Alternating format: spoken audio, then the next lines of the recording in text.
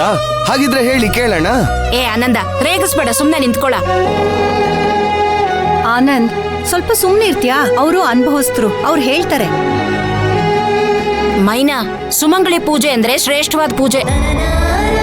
ಲಕ್ಷ್ಮಿನ ಮನೇಲಿ ಕೂರ್ಸಿ 7 ಜನನೋ 9 ಜನನೋ 11 ಜನನೋ ಕರ್ಸಿ ಅವ್ರಿಗೆ ಪಾದ ಪೂಜೆ ಮಾಡಿ ಅರ್ಶನ ಕುಂಕುಮ ಎಲ್ಲ ಕೊಟ್ಟು, ಸಾಧ್ಯವಾದ್ರೆ ಸೀರೆ ಕೊಡ್ಬೋದು, ಇಲ್ಲ ಅಂದ್ರೆ ಬ್ಲೌಸ್ ಪೀಸ್ ಕೊಟ್ಟು ಅವ್ರ ಆಶೀರ್ವಾದ ಪಡ್ಕೋಬಹುದು.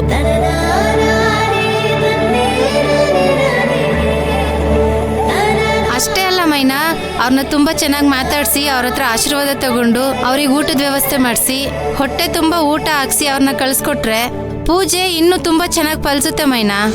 ಹಾಗೆ ಮಾಡ್ತೀನಿ. ನಿಮ್ಮೆಲ್ರನ್ನೂ ಕರಿತೀನಿ, ರಾಧಕ್ಕನೂ ಕರಿತೀನಿ. ನೀವೆಲ್ರೂ ಬಂದು ಆಶೀರ್ವಾದ ಮಾಡಿ. ಮೈನಾ, ನಾವು ಬರಕ್ಕಿಂತ ಅಕ್ಕಪಕ್ಕದವರು ವಯಸ್ಸಾಗಿರೋರ್ನ ಕರೆದು ಅವ್ರ ಆಶೀರ್ವಾದ ತಗೊಂಡ್ರೆ ನಿಂಗ್ ಒಳ್ಳೇದಾಗುತ್ತೆ. ಅಕ್ಕಪಕ್ಕದವ್ರು ಯಾರು ಗೊತ್ತಿಲ್ಲ, ಹೇಗ್ ಕರೆಯೋದು ಅಂತ ಗೊತ್ತಿಲ್ಲ, ಬರ್ತಾರೋ ಬರಲ್ವಾ ಅಂತಾನೂ ಗೊತ್ತಿಲ್ಲ.